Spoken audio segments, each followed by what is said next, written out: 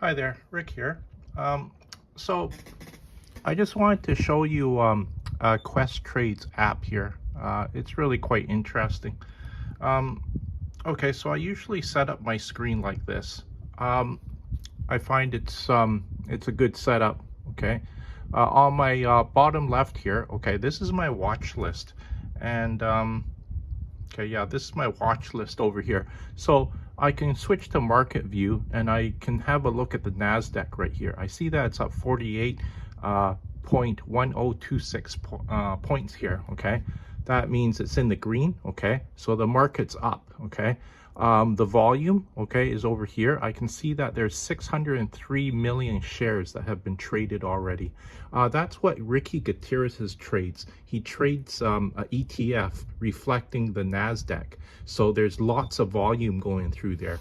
When you have that many shares, millions of shares going through, it's a lot easier to scalp a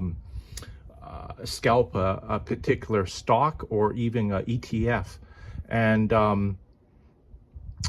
well, he's gotten so good at it that yeah, he can make like 16 grand in a day, 16,000 US dollars in one day. And I think when he averaged how much he was making for the year, he was averaging about $12,000, 12,000 US dollars a day.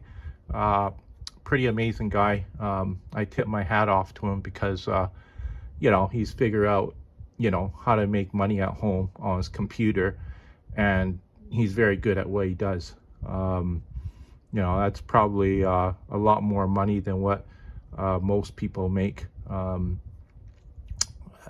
a day, definitely. You know, if I was making that sort of money, yeah, well, I probably wouldn't go out to work either.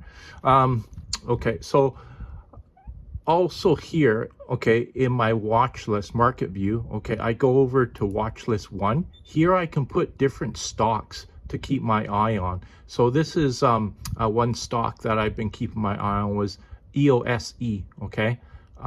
It's a zinc battery company. So I'm gonna punch it up here. I'm gonna see EOSE.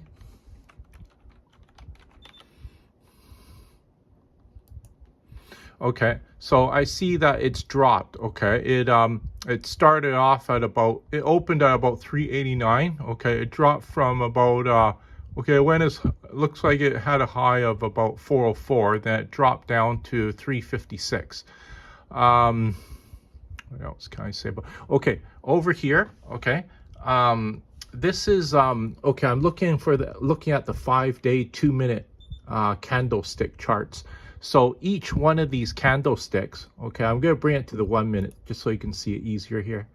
Okay, here's the 1 minute. Okay, so this is okay 9:30 a.m. Okay, that's Eastern time. Okay, so they're three hours ahead of us. So if it's what is it, 1 o'clock here in Pacific time here, it'll be 4 o'clock their time. Okay, so I see that it started off opened at 385, went up to 403, and then it dropped. It went all the way to 356. These each one of these symbols right here, okay, that's called the Japanese candlestick. So this is in red. That means that there's selling pressure, and then wow, it's a signal that the stock is going down in value. So you see it dropped. Okay, now this is a support line. Okay, 357. Okay, it started to turn green. That means there was buying pressure. Okay, it went from 357 up to 370. Okay, in price, the stock. So I see the stock in real time because I subscribe to I think level 2 data. And okay, those guys that you see at the New York Stock Exchange, what they see on their screens, I see on my screen too in real time. I see exactly what they see, except their screens are, wow, they got, I don't know, maybe about 50 or 100 screens at their stock exchange place. And while I'm just looking at my computer screen, my smaller one, but I know that they have big ones. Okay, at about okay, let's see, 10:38 a.m. here. Okay, somebody had okay, I'm putting my line on. Okay, somebody had sold. Okay, 515,000 shares. Yeah, that's a lot. Okay. So somebody dumped a big load of shares onto this particular stock to try to drive the price down. Sometimes they do this too, is because, well, whatever price they bought it at, and then they sell it. Okay, you dump that many shares, maybe they made what, 10 cents, 20 cents, maybe even 50 cents off of about 500,000 shares. So that's a pretty nice profit. I wouldn't be surprised that's a hedge fund, maybe even a bank, or some very wealthy person that bought that many shares. Okay. Now when I click over here, okay, in the stock symbol box here, okay, these were different stocks I was looking at during the day. Okay, I just have to click on it to bring it up. Okay, I'll bring up Sophie. Okay, hit a bottom of about 893. It went as high as 917. Okay, these are some of my other watch lists: watch list 5, watch list 4, watch list 3. Okay, this box here is my summary box. It tells me my execution, my balances, my positions, my orders. I usually keep it in summary here. Okay, so what is it? Okay, I have some weed stock. I also have some options in Sophie. I have JK.VN. Okay, this one's a pharmaceutical company, AGN, Agenus. I know that they develop the vaccine for shingles, and they also develop some other sort of vaccine as well that's kind of popular. I just can't bring it to mind, but I'll bring it up here. Okay, now I'm clicking on my OneNote here. Okay, so this is kind of like what is it? The notes that I make. Okay, so AGAN. Okay, there it is right there. Okay, there it is right there. I made notes for it. July 10th, 2023. Stock AGN fights prostate cancer. Their drug is different from other drugs that only targets the cancer cells and not healthy cells. Stock is up 16 cents today, or 10%. They have a drug for malaria and shingles. I think quite a number of people around the world die from malaria each year. Because you have to remember, in some of the very hot countries, mosquitoes carry deadly viruses. And I think the older people are more susceptible to it. You get malaria, yeah, it can kill you. Especially if you're older, I think. Not sure if you're a young man, but I heard of, what was it? In World War II, when some of the U.S. soldiers were going to the deep jungles, they were catching malaria. And I just think they just got really sick. I don't know if they died or not, but I know that was a problem. I'm going to go back into my Questrade app. Okay, so for Sophie, okay, I can have a look at the 1 day, 5 day, 1 month, 3 months, 6 months, a year. Okay, I'll go into the 1 year. Okay, this is how their stock done in 1 year. Okay, I see that it went as low as 424, had a high of even 1023 at one time. I can even go into the 5 year. Okay, so I see that it became public company in June 3rd, 2021.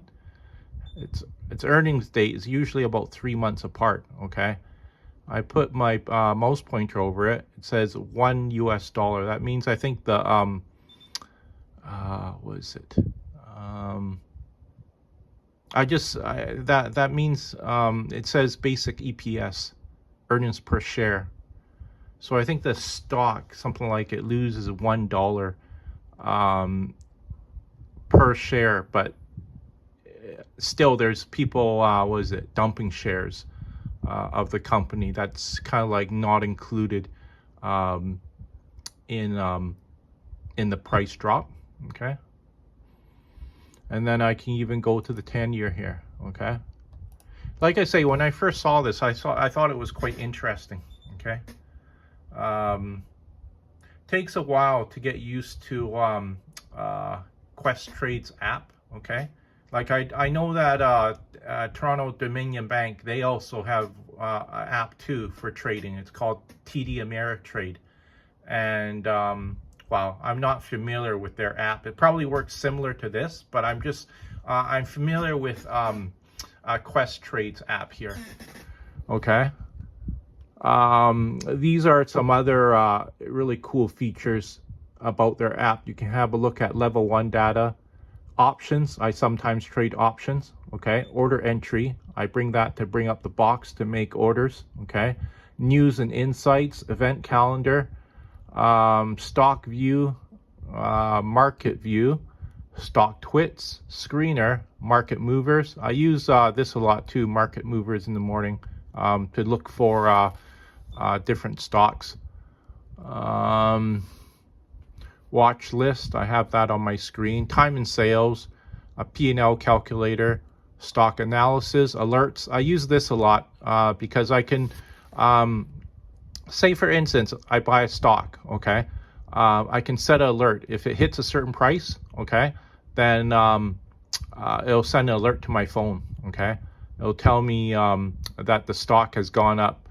Well, if I set an alert, okay, like for example, okay, Sophie here, okay, it's trading at $9.12.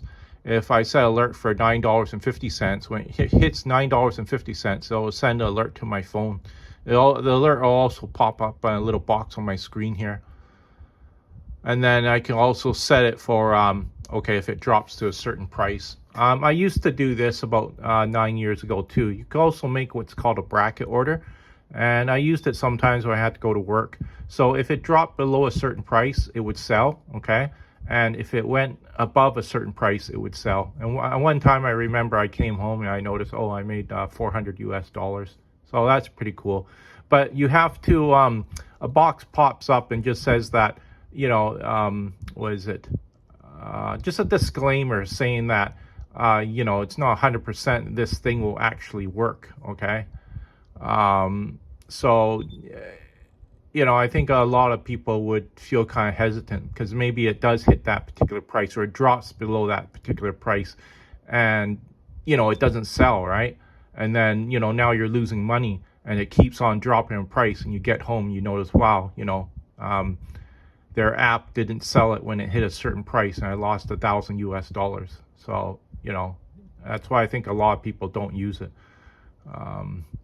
Just because, you know, Questrade gets you to check mark a box just saying that they're not responsible if it does not execute.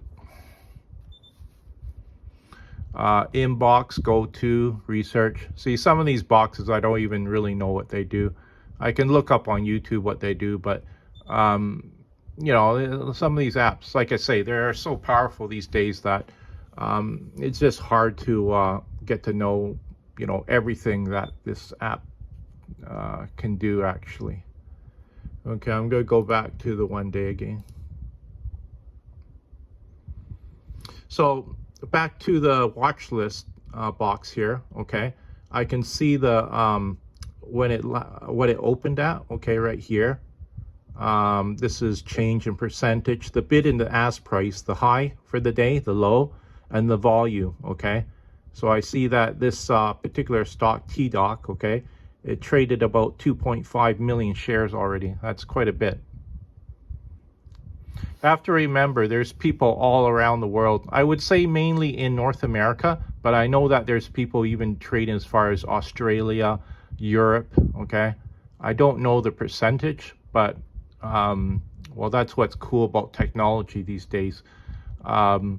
well, you know, you can trade in your underwear at home, and you don't have to go down to the actual stock exchange now these days and stand in the pits, and you know, those people are flashing papers, and then you're saying, I'll buy, you know, 3 lots of, you know, 300 shares, and I'll sell this many lots. So technology has really changed. You don't see those people do that anymore in those boxes where they sell and buy shares. I'm just gonna go a little bit off topic here. There was a man, okay, his name, last name Livermore. I think he had like a photogenic memory, but he when he was trading, he was just very good at it. Okay, the guy made $100 million by was it 1929. Actually, he had a very interesting lifestyle. He actually went bankrupt about 3 times, to believe it or not. You would think after, you know, you accumulate $100 million during around 1920, that time, you would just quit trading and just, I don't know, travel the world, enjoy your money. But what was it?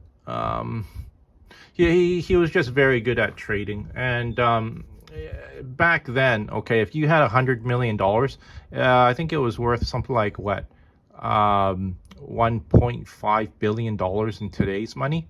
So he was, well, like, I mean, almost like a billionaire back then in terms of the amount of money that he had, and what inflation was at. Because, well, 1929, that time, I know that for a can of Campbell soup was like 10 cents. So that gives you a rough idea of, you know, how much a lot of other things were. Probably a cup of coffee. Well, I know that gold was, I think, about $25 an ounce. Sometimes they had those hot bathhouses. I think a hot bath was 10 cents. Maybe for breakfast, 15 cents. Rent a room in a hotel, maybe about 50 cents.